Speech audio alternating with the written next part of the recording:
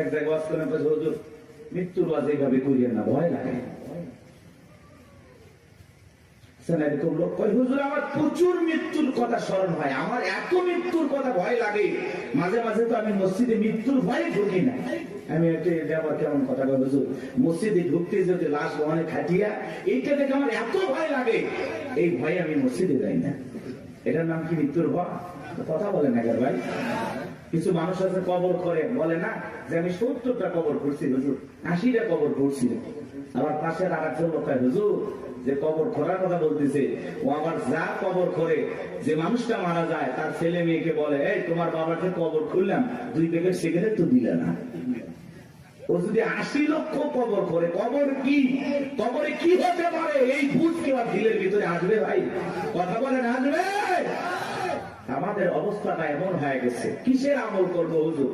দুনিয়া তো মস্ত বড়, রং তামাশায় আসি ব্যস্ত, রঙিন চশমায় দুনিয়া সব চাকচিক্য সুন্দর লাগতেছে, একটু গান বাজনা আমোদ প্রমোদ ওই বললাম কথা বলে না কেন?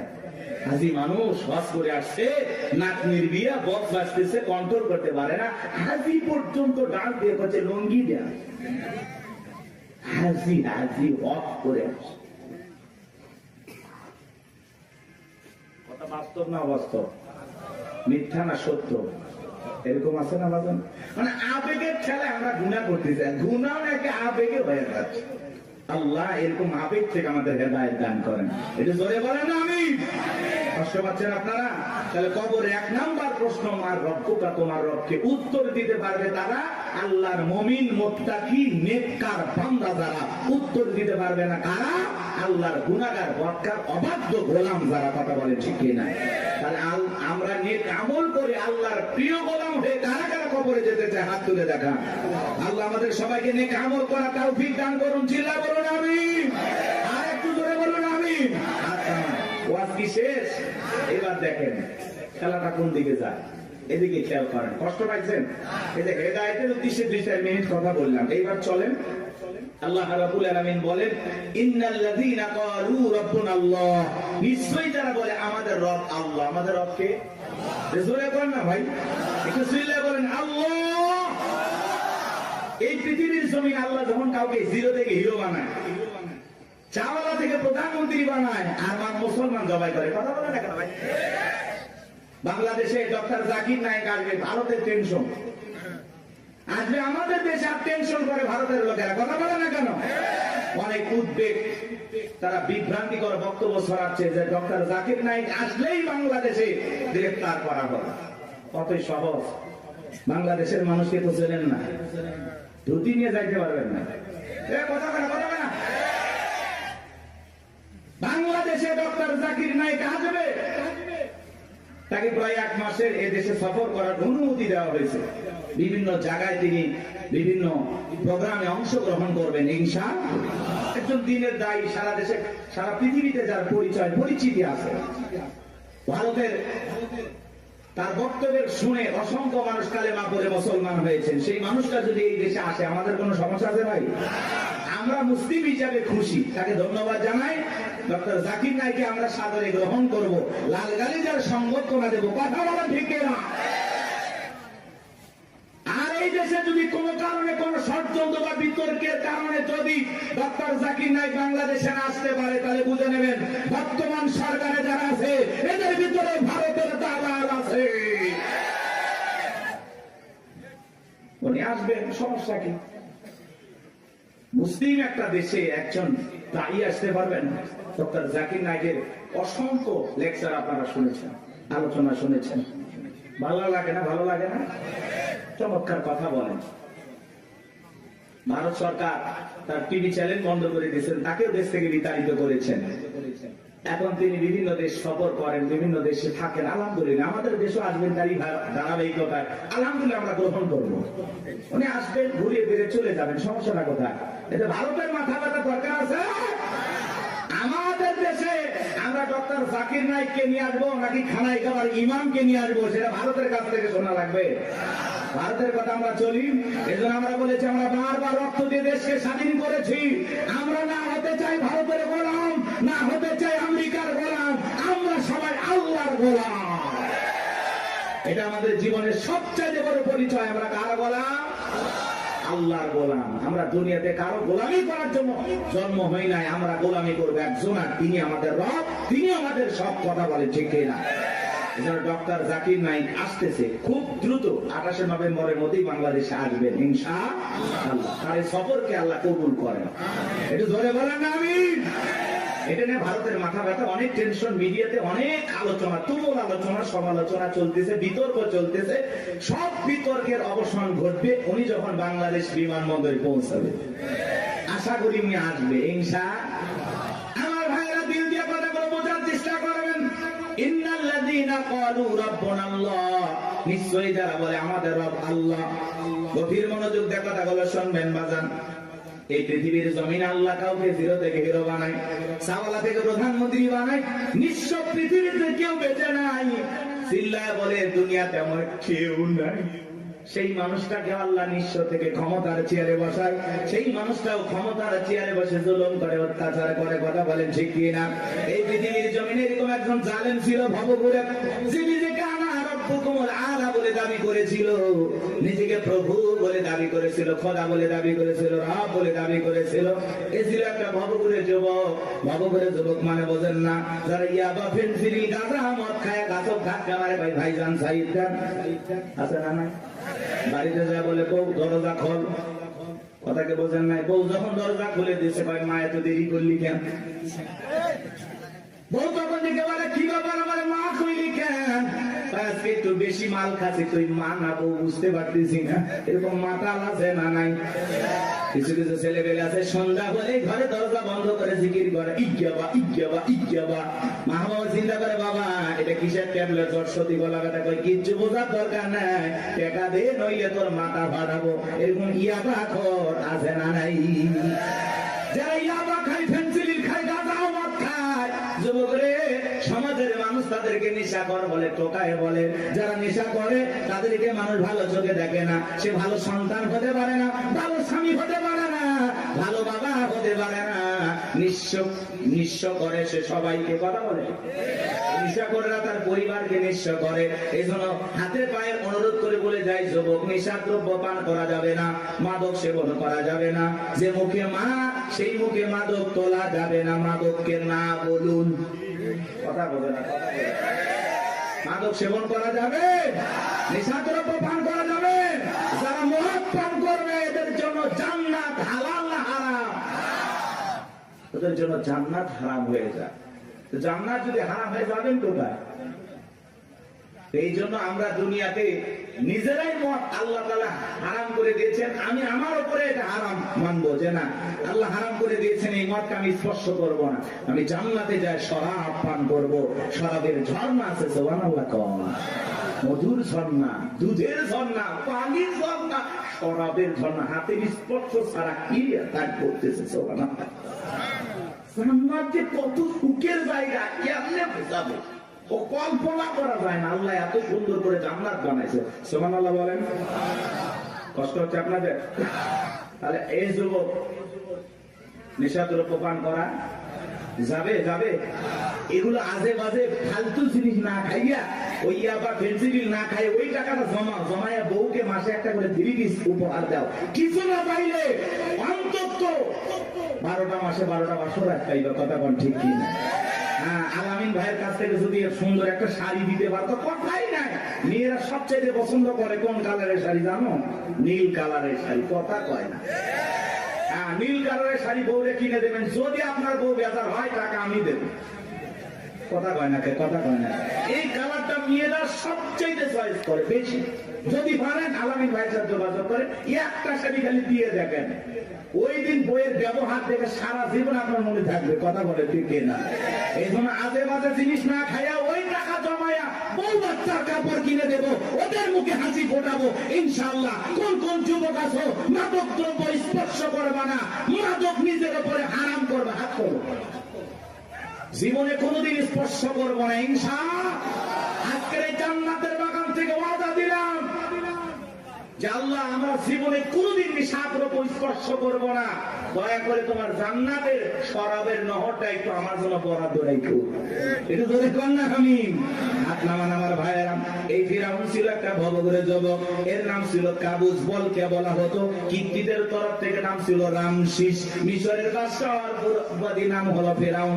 সংক্ষিপ্ত ঘটনা 2-1 মিনিটে বলে সামনের দিকে যাবো জানবো আমার। এই ছিল গেল সর্বপ্রথম মিশরে যাওয়ার পরে বাজান সর্বপ্রথম হলো তরমুজের ক্ষেতের লেবার। কিছুদিন লিবারি করলেন, ওই দেশে সরকারি গোরস্থানের দারোয়ান লাগবে। ঢোলপিটায় খবর দেওয়া হলো, হাজার হাজার মানুষ লাইনের ভর্তি হয়ে গেছে গোরস্থানের দারোয়ান হওয়ার জন্য। 1-2 জন ইন্টারভিউ দিতে দিতে যখন ফেরাউনের পালা, দেখে বলে বাদশাহ খুব বড় আসামে ভিনদেশ থেকে আপনার কাছে এসেছি, যদি চাকরিটা দেন উপকৃত হব। এমন ভাবে কথাগুলো উপস্থাপন করলেন, বাদশার মায়া লাগে গেল। বলে আপনার সাথে ভালো মানুষ মিশর আর কেউ নাই, বুক পর আসামে ভিনদেশ থেকে আসছি, পরিবার পরিজন আছে, দয়া করে যদি চাকরিটা দেন সারা জীবন আপনার প্রতি কৃতজ্ঞ থাকবো। এমন ভাবে কথাগুলো বললেন, কথা আছে দুষ্ট লোকের মিষ্টি কথা। বাদশার ভালো লেগে গেল। বাদশা ডেকে বলে ইন্টারভিউ বন্ধ করো, এই কাবুস নামের ছেলেটাকে মিশরের সরকারি গোরস্থানের দারোয়ানের চাকরিটা দেওয়া হলো। এইবার সরকারি গোরস্থানের দারোয়ানের চাকরি পাওয়ার পর ফেরাউন চিন্তা করে বাদশা প্রতি মাসে বেতন দিবে, ঠিক আছে, কিন্তু এই টাকা দিয়ে চলবে না, আমার সাইড ইনকাম করা দরকার। এইবার যারা লাশ দাফন করতে আসে ওদেরকে ডেকে বলে, শোনো, লাশ প্রতি একটা করে দিরহাম যদি দাও লাশ দাফন করতে দেবো, না হলে লাশ দাফন করতে দেবো না। জনগণ টেনশনে পড়ে গেল, একটা দিরহামের জন্য বাদশার দরবার বিচার নিয়ে যাব, লাশ পয়সা বলে শেষ হয়ে যাবে, যদি পাই 1 টাকাই ছেলেটাই পাক। এই কথা ভেবে জনগণ একটা করে দিরহাম ফেরাউনকে দেওয়া শুরু করলো। আপনারা বলেন তো বাংলাদেশের মানুষের নাম কি? ঘুষ। ঘুষ 1 টাকা হইলে ওটা কি ঘুষ? এটা কিন্তু বাংলাদেশে আছে আছে আছে। শোনো এই দেশটার গল্প করি, দেশটা মনে হয় স্বপ্নপুরী, শুধু কর ঘুষ কর মদ কর জুয়া কর, হেতায় আছে ভুরি ভুরি, হেতায় আছে ভুরি ভুরি। এ দেশে অসৎ কামাই কেউ করে না, তবে ঘুষের টাকা পেলে কেউ তো ছাড়ে না। টেবিলের নিচ দিয়ে হাত বাড়িয়ে কালো টাকাটা নেই সারিয়ে, টেবিলের নিচ দিয়ে হাত বাড়িয়ে কালো টাকাটা নেই সারিয়ে, করছে ওরা বড় দেশের চুরি, করছে ওরা বড় দেশের চুরি। শোনো এদের সারে গল্প করি, আছে না নাই? আমার ভাইয়েরা একটা করে দিরহাম জনগণ দেওয়া শুরু করলো। আল্লাহ রাব্বুল আলামিন ওই সময় একটা মহামারী দিল। 2020 সালে আল্লাহ তাআলা আমাদেরকে একটা মহামারী দিয়েছিলেন, ধরো না ছুঁয়ো না, নাম হলো করোনা। করোনা রোগে আক্রান্ত হয়ে বাবা মারা গেছে, ছেলে বাবার লাশটাও দেখতে যায় নাই, বাবার কবরে মাটিও দেয় নাই। বাবার সম্পত্তি ভালো লাগে, মৃত বাবার লাশকে বোঝা মনে হয়। কথা বলে। মায়ের করোনা হয়েছে, জঙ্গলে ফেলা আসছে। বন্ধুর করোনা হয়েছে, বন্ধু দেখতে যায় নাই। ভাইয়ের করোনা হয়েছে, ভাই দেখতে যায় নাই। স্বামীর করোনা হয়েছে, স্ত্রীর কাছে যায় নাই। খাবারের প্লেটটা সাজায় লম্বা একটা বাঁশের লাঠি দিয়ে আস্তে করে স্বামীর ঘরে খাবার ঢোকায় দিয়েছে। কথা বলেন। স্বামী যখন সুস্থ হয়েছে, বিবি কাছে ডাকে বলে, জোসনার বাপ, আমি তোমার কত ভালোবাসি তুমি জানো না। শাড়িটা দিয়ে সুন্দর করে মুখটা মোছায় দিতেছে, আর ডেকে বলে, জোসনার বাপ, তাহাজ্জুদ পড়ে পড়ে তোমার জন্য দোয়া করেছি, আল্লাহ আমার জোসনার বাপের হায়াত বাড়ায় দাও। স্বামী মনে মনে হাসে আর বলে, বিবি রে, তুই যে আমার কত ভালোবাসিস, আমার বোঝা হয়ে গেছে। আমি যখন অসুস্থ ছিলাম, জানালা দরজার দিকে তাকায় একটাকেই বুঝি, দরজা জানালা করে গল্প করবি, 2টা কথা বলবি, একবারও দেখা করলি না। মোবাইলে তোর ছবি দেখে দেখে মনের দুঃখের কথা ভুলে যাইতাম। তুই যে আমার কত ভালোবাসিস প্রমাণ আমি পাইছি। আমি যখন অসুস্থ ছিলাম, আমারে তুই বাঁশ দিয়া খাওয়াইছিস। কথা বলে না। এজন্য করোনা মহামারী বুঝে দিয়েছে, দুনিয়াতে কেউ কারো আপন না। কথা বলেন, কথা বলেন, সত্য না মিথ্যা? ওই সময় একটা আতঙ্ক ভয়, কেউ কারো কাছে যায় নাই। বাজানো বাবার এই দুনিয়াতে একটা করোনা মহামারীতে মানুষ মারা গেল, মানুষ আর একটা মানুষের কাছে গেল না, বাবার কাছে সন্তান গেল না। তাহলে ভেবে দেখেন বাজান, দুনিয়াতে কেউ কারো আপন না, সব মিথ্যা মায়া, মিথ্যা মায়া। কথা বলে না? আপনি কি মনে করেন আপনি মারা গেলে আপনার পরিবারের লোকজন আপনাকে ছাড়া অচল হয়ে যাবে, তারা ভেঙে পড়বে? কিচ্ছু হবে না তাদের। আপনি মরে গেলেও আপন গতিতে আপনার পরিবারের লোকজন তাদের জীবন সাজাবে, আপনার জন্য কেউ অপেক্ষা করবে না। আপনার জন্য পৃথিবীর কোনো কিছু থেমে থাকবে না, না দোকান, না ব্যবসা প্রতিষ্ঠান, না আপনার স্ত্রী, না আপনার সন্তান, না আপনার ব্যবসা বাণিজ্য ক্ষেত খামার, কোনো কিছুই থেমে থাকবে না। আপনি মরে গেলেও সব আপন গতিতেই চলবে, কথা বলে ঠিক না? বরং আমরাই বেশি বেশি ভাবতেছি যে আমি মরে গেলে আমার পরিবারে কি হবে না হবে, ওদের কথা ভাবতে গিয়ে আমরা আখিরাত ভুলে গেছি। এজন্য আসুন আখিরাতকে টার্গেট করি, কথা বলে না, আখিরাতকে টার্গেট করি। এর মধ্যে দুনিয়া যতটুকু হয় হইলেও আলহামদুলিল্লাহ, না হইলে আলহামদুলিল্লাহ, কথা বলে ঠিক না? কিন্তু বেশি দুনিয়াকে টার্গেট করলে আখিরাত আমাদের কাছ থেকে দূরে সরে যাবে। এজন্য আমরা দুনিয়া টার্গেট করবো না, আখিরাত। আমাদের কার প্রয়োজন বেশি? আল্লাহকে প্রয়োজন দরকার না? তাহলে আখিরাতকে টার্গেট করতে হবে। এই পৃথিবীতে আল্লাহ হলো আমাদের সবচেয়ে আপন। স্ত্রী বলেন, সন্তান বলেন, সবাই স্বার্থ স্বার্থ স্বার্থ ছাড়া কেউ আপনাকে চেনে না। পুরুষ হলো টাকা কামানোর মেশিন। পুরুষের টাকা আছে, পুরুষের পাশে সবাই আছে। পুরুষের টাকা নেই, পকেট ফাঁকা, রাস্তার ভিক্ষুক আপনার সাথে দেখা করবে না, কথা বলে ঠিক না? টাকা আছে, পুরুষের সম্মান আছে, টাকা আছে, পুরুষকে সবাই চেনে। সবাইকে বোঝেন নাই? ওই যে গান শুনছেন না, গান শুনছেন, ওই দিকে যাবো না, রাগ করছেন, আপনারা তো রাগ করতেছেন। কি করবো না দোয়া করবো বলেন? আচ্ছা বলেন তো, পুরুষ হলো প্রয়োজন মিটানোর মেশিন। টাকার প্রয়োজন, সম্পদের প্রয়োজন, কথা কয় না কেন? এই প্রয়োজন মিটানোর জন্য আল্লাহ আমাদের দুনিয়ায় পাঠাইছে। কথা কি বুঝতে পারতেছেন বাজান? মন খারাপ করবেন না। যে কথা বলতে চাচ্ছিলাম বাজান, দিল দিয়ে কথাগুলো বোঝার চেষ্টা করবেন, গভীর মনোযোগ দেবেন, সামনে গেলে মজা পাবেন। হে যুবক, তোমরা নিরাশ হয় না, তোমরা যুবক, আমি যুবক, তোমাদের মনের দুঃখটা কি বুঝি। একটু অপেক্ষা করে, তোমাদের জন্য স্পেশাল কিছু আলোচনা মাথার মেমোরিতে সেভ করা আছে, সময় মতো ডাউনলোড দিয়ে শোনায় দেব। মা বোন যারা বসে আছেন, মা একেবারে নিরাশ হবেন না। মা মহিলা প্যাডেল মা বোনদের জায়গা হচ্ছে না, আমি শুনেছি। আর পাগলিদের জায়গা একটু বেশি লাগে। ওদের ঘরেও যদি কোন দখল করতে চাই, বাহিরে গেলে দখল করতেছে, কথা বল না কেন? এই যে মা বোনদের জন্য কিছু ওয়াজ করা দরকার আছে না নাই? কিছু বাঁকা পথে মা বোন চলে, বাঁকা পথে চলা মা বোনদেরকে ওয়াজের মাধ্যমে আজকে একটু সোজা করা হবে। একটু সময় দেন, জানতে যায়। আমার ভাইয়েরা চলেন সামনের দিকে যায় বাজান।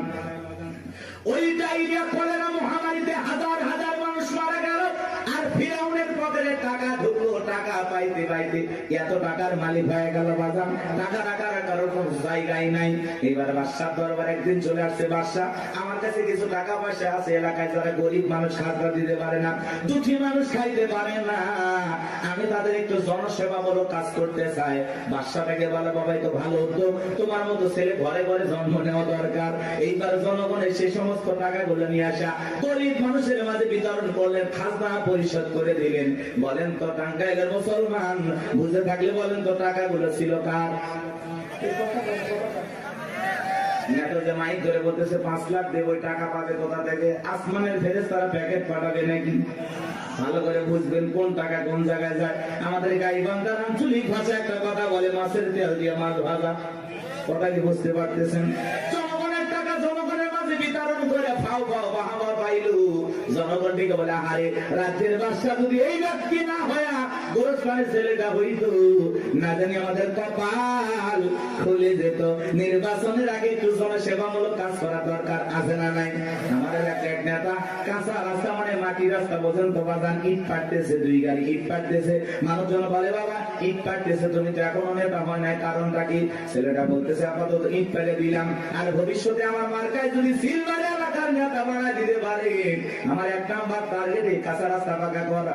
এই রাস্তাতে আপনাদের ছেলে স্কুলে যাইতে পারে না, আপনারা হাটে বাজারে যাইতে পারেন না, মাঝে মাঝে আপনাদের কথা মনে হলে রাতে ঘুম আসে না। কি অভিনয়! নেতা হতে গেলে অভিনয় জানার দরকার আছে তো না, কথা কয় না? যারাই নেতা এরাই কিন্তু পুরোটা কি অভিনেতা। অভিনয় না জানলে নেতা হওয়া যায় না বাজান। ভালো করে বোঝার চেষ্টা করবেন। জনগণ বিশ্বাস করে যদি নেতার মার্কায় সিল মারে, নেতাকে নির্বাচিত করে, নেতা তো এলাকায় থাকে না, ঢাকা শহরে বান্ধবী নিয়ে ঘুমায়, কথা বলেন ঠিক কিনা? মার্কা থাকে যে কয়দিন, নেতার আনা গোনা সে কয়দিন। আমরাও জনগণ কম খারাপ না।